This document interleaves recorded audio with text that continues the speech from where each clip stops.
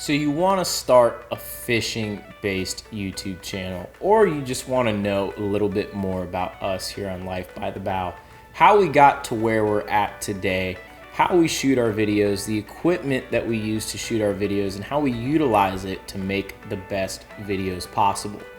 Huge thanks to Skillshare for sponsoring today's video, but today I want to just fill you guys in on absolutely everything. Without further ado, let's go ahead and dive right into it. So I get a lot of questions on Instagram, on YouTube, and I want to cover everything in this video based on majority of the questions that I get.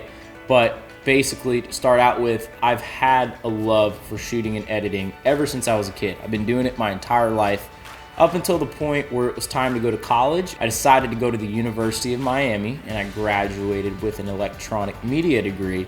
And as I was going to school, I was working for a production company, and I worked behind the scenes, shooting, editing, doing photos, video, whatever it may be on the production side of things, and I gained and observed a lot of knowledge. Finally, up until the point where I graduated, I was part of a business. In addition to that, I started a media business, and I also started a clothing company as well. Life by the Bow was simply started just because back in 2020, the beginning of COVID, we had nothing to do. The entire world was shut down, so we just decided, let's go out fishing, let's film the process, let's catch our food, let's come back to the house and cook it up, because there's simply nothing in the grocery stores. The people that my wife and I strive to be, once we start something, we don't stop, we don't give up. So the fact that we saw all this traction and we saw how people were responding so well to what we were doing, we just figured, hey, let's continue, let's keep on making these videos. One thing I can say though, before you ever think about starting a fishing YouTube channel, is make sure that you know how to fish. If you don't have a new species or you don't have something new to film, you'll find yourself in a rut. Getting better is something I suggest, not only towards the fishing or outdoor side of things, but also towards filming and editing. That's why I suggest something like Skillshare. There's so much that goes into creating a successful YouTube channel rather than just going out there filming the process and hoping for the best. We've ran into multiple roadblocks and we still seek help, and we're proud to suggest Skillshare because it's an awesome online learning community with thousands of classes packed with information where you can fine-tune yourself as a creator or individual. So far, I've taken classes in film and video, productivity, and entrepreneurship, and there's much more like marketing and graphic design that I'm excited to try. However, in terms of YouTube, I really gravitated towards a class called YouTube Success, Script and Edit by Marcus Brownlee. Something that I found very useful was when he talked about growing your YouTube channel, because regardless if you have the best and baddest equipment, you'll notice that there's a lot that goes into YouTube's backend. But what's really cool is there's no ads, therefore no interruptions. And the first 1,000 subscribers that click the link in the description will get their first month free in order to start creating or to just simply get better as a creator. But now let's move along. Let's start talking about all the camera equipment, how we utilize it, what we believe is best when it comes to shooting out on the water, but at the same time being as efficient, fast, and productive as possible. This Pelican case is what houses all of our equipment. It's awesome because it's durable, it's waterproof, and at the same time, if you notice, sometimes I'm actually cutting bait on top of this thing. So in my honest opinion, it's the best camera case that you can bring out on the boat. Now let's talk about the equipment, and I'm going to start with the least expensive piece of equipment that we have all the way up to our most expensive camera.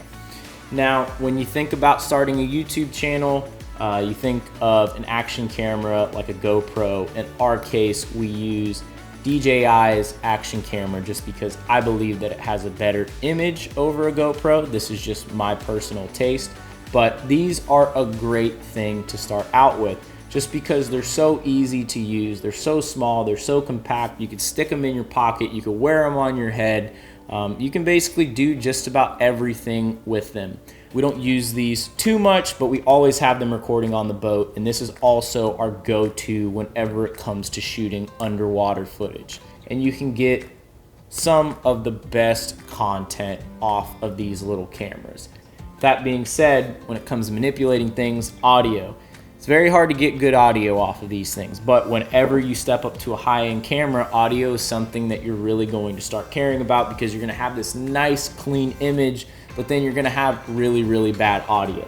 So next up, when it comes to things getting a little more expensive, obviously once you start dealing with higher quality audio, you're going to have to buy a mic kit.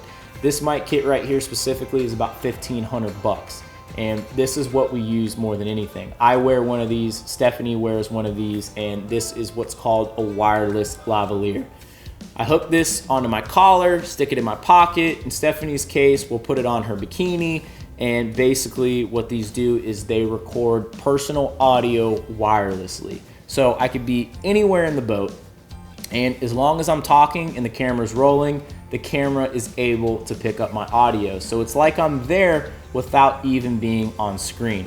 Now this is a much cheaper option. You'll still get great audio from it, but the problem is, unless you're talking directly into this microphone, it's the only way that you're really gonna get good, clean audio out of this microphone.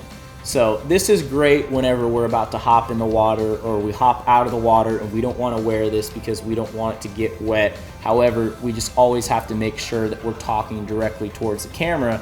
So it's not our go-to, but we use this a lot if we're wet and we need to get good, clean audio, and we're not able to wear one of these lavalier microphones. Now, next up, this is the one that I get the most questions about, just because our Life by the Bow videos are filled with so much drone footage, and I feel like drone footage is so important because we spend all of our time in the boat looking at the same exact thing on every single YouTube channel, and then I feel like once this drone goes up and you show an angle of that boat, it's almost like a breath of fresh air.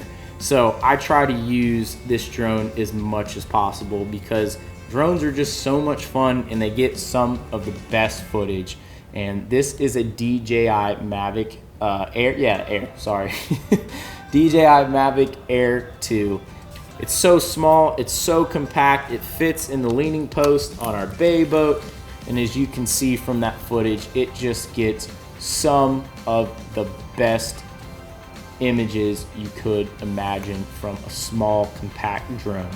Now, when it comes to stepping up from, say, your GoPro, your phone, and you want to get a really great camera, but at the same time, you don't want to break the bank, this is a Sony A73. I think this is about $2,000 or $2,500. This is a B camera. And what I mean by a B camera is, say this A camera were to fail, we always have this as a backup. Another thing to note, this has a zoom lens, this has a wide lens. So say something were to be happening very far away, we could just pick up this camera real quick, get in on the zoom lens, make sure to capture it without having to switch lenses. Since this is a wide angle like I described, we're not able to zoom in very far. So the fact that we have the zoom lens on here, it gives us more flexibility. We can do things a lot faster, a lot more efficiently without having to switch lenses and having to mess with all of that. But last but not least, let's talk about our bread and butter, our A camera. Majority of the footage that you see on the channel is shot from this camera, and this is a Sony Fx3. Basically, this is Sony's best, most compact cinema camera. I love this camera personally because it has a built-in fan, whereas this camera does not. So when it gets really, really hot out there, the fan's gonna cool it down so you can continue shooting, because these cameras do overheat from time to time.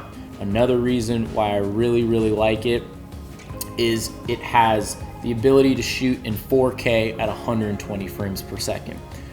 I don't really care about 4K as far as image quality, because these have fantastic image quality when shooting in 1080. But the reason why I like 4K is because you can crop in and you can basically take a wide angle shot and turn it into a close-up by cropping from 4K into 1080. I also love shooting in 120 frames per second just because I love slow-mo. If you notice, there's a lot of slow-mo in all of our Life by the Bow videos, and I feel like that's something that's really, really important, as far as my style and the way that I put my videos together. Now, the reason why we're running a wide angle specifically on this camera is because, especially on small boats, they can feel like a very, very small space. So we're trying to widen that image as much as possible to capture as much as possible, and also capture an image that just doesn't feel so confined and so compressed. We want everything to feel very comfortable and very natural. Another thing that's great about shooting on a wide angle lens is there's going to be a lot less shake in your footage. Whenever you're out there on the water, you're always going to deal with a rocking boat.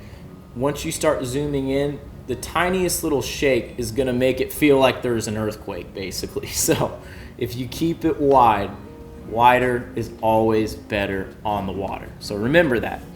Another thing, editing is huge. Editing can be absolutely everything. Sometimes you could have the worst camera, but if you have good editing, that can make a great video. And that's where Skillshare really comes into play. So I hope you guys really enjoyed this video. Looking forward to the next one. I want to thank you guys so much for actually sticking towards the end of this, and I really hope I helped you guys out. That's what I'm here to do. That's what we enjoy doing. But till the next video, see you guys then.